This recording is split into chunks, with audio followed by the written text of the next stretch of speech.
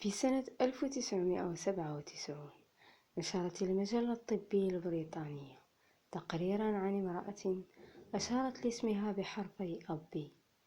ذكرت فيه أن تلك المرأة سمعت صوتين يطلبان منها الذهاب إلى لندن على الفور، وقام بإعطائها عنوان تبين أنه لمستشفى المسح الدماغي بلندن، حيث أكد لها الصوتان أنها مصابة بورم في دماغها.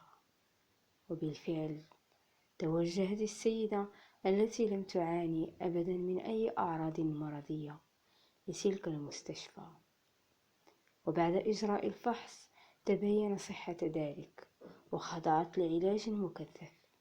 وبعد فترة سمعت نفس الصوتين مرة أخرى يؤكدان لها أنهما مسروران لتمكنهما من مساعدتها، مضيفين لها أنه تم شفاؤها بالفعل من ذلك الورم. وتاني أيام ذلك أجرت السيدة أبي فحوصات تأكدت من خلالهما أنها شفيت بالفعل.